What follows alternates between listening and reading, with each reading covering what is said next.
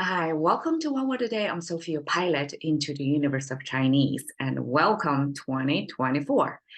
For the first month, I'm planning to work on some well-wishing, I call it well-wishing themes, because it's the beginning of the year, first month, and we want to learn or focus on how Chinese express goodwills to others and how most often frequently used expressions are used.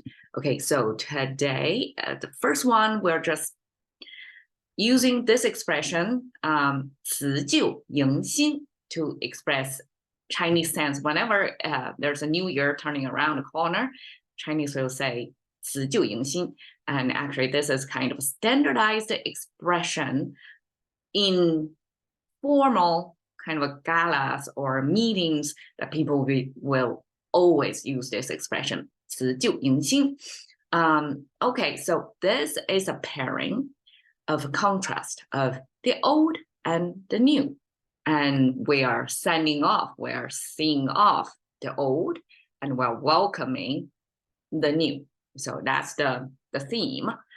And Chinese like to form such 4-character expressions. I started with 4-character, what I call time-honored expressions, but some of them are, more frequently used than the other ones, and this one every year, of course. So 词, we're going to do a little bit of unpacking. If you notice, the 词 and the 心, they kind of share similar elements. And it's the first time because it's totally random, different pairings of characters. And then sometimes on the same frame of the slide, you can see similar looking elements together. Okay, so this thing was said to be an ancient corporal punishment tool. So apparently, in the past, if you break the law, you would be punished by inflicted pain on your body. So this pain infliction, there were collections about how to do that to the prisoner. I don't want to learn about it. So this was said to be, I guess, one typical tool that's used in there. You see that these two share the similar structure, except here, this one has the bottom, have those 2 arches. The 2 arches are the tree symbol, the canopy of the tree, the root of the tree connected by the trunk. That's a tree structure. And here it's sharing the same 2 convex shapes connected by vertical line, and then 3 horizontal lines placed at different locations. So I guess that's a physical depiction of how the corporal punishment tool would look like. And for me, I imagine it to be something like this horizontal line at the bottom would be kind of your skin level, because how are you going to be inflicted pain on? It gotta be puncture somewhat through the skin. Then your nerve system start to feel that way. And this is, vertical line looks like some sharp thing that's going into the skin, right? And this is kind of the puncturing the direction. And this is skin. That's my imagination. I could be totally wrong. So this is the corporal punishment tool. And then on the left side, according to some scholars, this is about, 2, I guess, this is kind of like a family court thing, divorce case, 2 hand. This is 2 way of hand symbol, 3-finger hand symbol and a 3-finger hand symbol from the top. And that looks weird. But these are 2 different hands, both supposedly right hand, because according to the language framing, we view this 2D frame as if we are playing video games, so to speak. So if here it shows 3-finger hand with the wrist going this way, it's right hand, you can tell. And same as the top, if here 3-finger, and then you have the wrist going that way, it's again right hand. So right hand versus right hand, 2 individuals, right? And they're going after a baby. So supposedly these two circular things connected by one vertical line is, a baby in a bundle. Two parents fight for that in a courtroom, and this corporal punishment tool was became the symbol for courtroom. So now there was this divorce case, and then I was not totally convinced because divorce in ancient times probably was not that of high frequency event, and also divorce.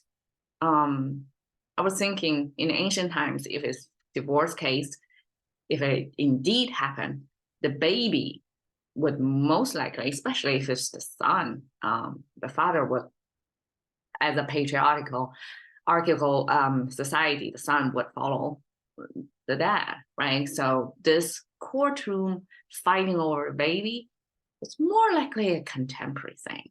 And we projected our contemporary life onto the ancient representation here. So then what's the other possibility? My guess is, so because it's about the courtroom, and so after courtroom proceedings, someone was going to be sent away, and this looks to me like an ancient handcuffs. So we know contemporary handcuffs, how it looks, right? Ancient times, to hold your two hands in a fixed location, there were this wood panel thing. So the wood panel can be open in the middle, and these two holes would be, for your wrist to be fixed into this wood panel thing, and that's your two hand. And then here, the hand probably symbolize, okay, somebody's hands will be going through there to be held, but there is another hand. This hand on the top, normally, that's kind of English equivalent to handler, like whoever is handling this case. So somebody is executing, is making sure somebody's hands are going into this equipment. So that means after the courtroom symbol proceeding, somebody was sentenced. And one most common way to send away the thing would be sending somebody into this handcuffs. That's somebody, I guess the equivalent of prison supervisors would overlook this person, making sure it's handcuffed and sent away. So the whole scenery was depicting this court proceeding in ancient society. It's not necessarily about fighting over baby, which was rare occurrence in ancient times, and then use that, regular generic courtroom proceeding as the character for dismiss, because after the proceeding was done, like a sentence was finished, somebody got sentenced, then that's the case is closed, and that's a moment to dismiss. And when it's dismissed, this kind of handcuff thing would show. Okay, so that's means the case is closed, you're dismissed. And 旧 have the bird symbol here, and this bottom symbol was said to be the the equipment.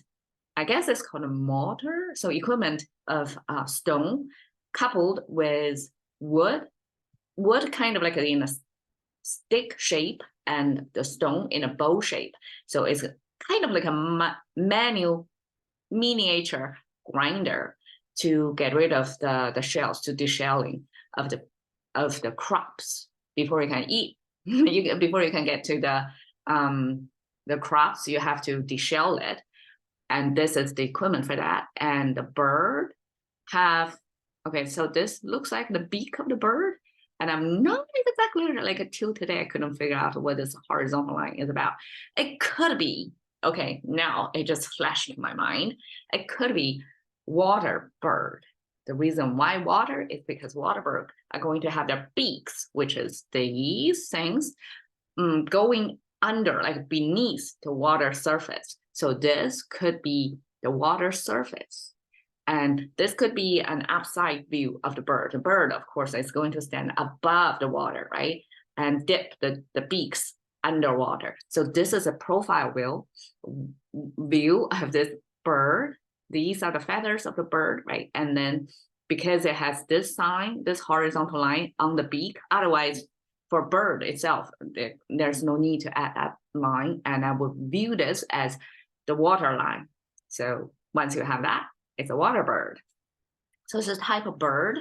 And this bird eventually was used to signify reed, because I guess reed or wetland, that's the environment when such water bird are going to show up frequent, right? That's in their natural habitat. So eventually this became the symbol for reed. And reed with this manual food processing, deshelling process means somebody is grinding equivalent of kind of a reed. I'm not sure if ancient times the reed was part of something that's edible, but this image together, now we know it means old, and a little bit imagination or reverse engineering would put it as the last year's crops, the kind of reed looking, and then put into such container, such mortar, so that you can deshell it, and that signifies it's something from the last year, because whatever you're going to deshelling, it got to be harvest before, and the reed probably signifies that it's not fresh anymore, it's not the new crop.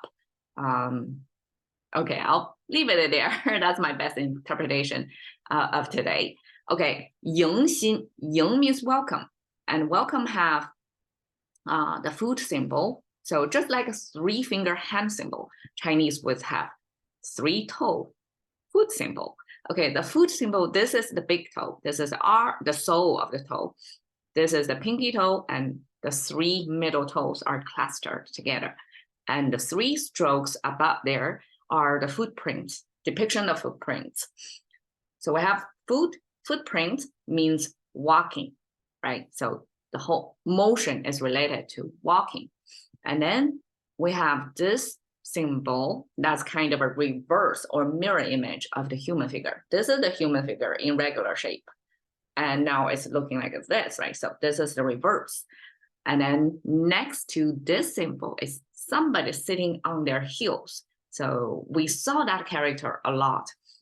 And ancient heel sitting was a thing. And this is out of proportion. This heel was elongated, like exaggerated. So basically, this is a side view of a person hunching over.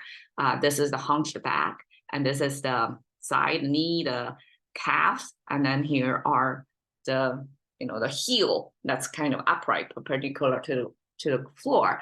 And I would imagine before the invention of chairs, people would sit on their heels. That's their natural, posture of sitting. So somebody sitting, somebody is overlooking that person. And that actually means looking up, because from the point of view of whoever is sitting on the heels, you got to be looking up at somebody who is hovering over them, right? This just visually shows that dynamic. Somebody is standing over, and well, somebody else is sitting on their heels. So this looking up motion on the right, 2 symbols depicting, plus the walking sign on the left, that means you are walking up to someone face to face, almost like looking up. Maybe ancient times people walk, they don't really look ahead that much, tend to bow down more when they're walking. And when they meet somebody, like encounter face to face somebody, and then that's the moment you look up. I don't know, all kinds of possibilities. But in this, even if it visually already depict 2 persons facing each other, and then plus walking, that means you're walking toward each other. Therefore, it becomes welcome in today's context. Now, new, we have this corporal punishment tool again, and with the wood symbol at the bottom. The right side is the axe symbol. So the axe was the wood chopping practice. And I would imagine this probably signifies somebody's making from the fresh new wood, chopping it up to make this copper punishment tool. And so this freshly chopped up wood, then we forget about all that, copper punishment, all that, the new freshly chopped up, then this freshly was preserved. Now today it means new. This means old, welcome the new. That's as plain as that. 辞旧迎新 simply is a Chinese way to say welcome New Year. And of course, when you welcome the New Year, you have to say goodbye to the old year. And here is a typical image of how that feels, basically. It's a kid's time as well, celebrating with firecrackers and the red lanterns and this red paper calligraphy writing with the best wishes. So that kick off our new year, and also our new January episode about the best wishing expressions in Chinese. All right, catching to the currency of thinking by one word a day with Sophie. See you another day.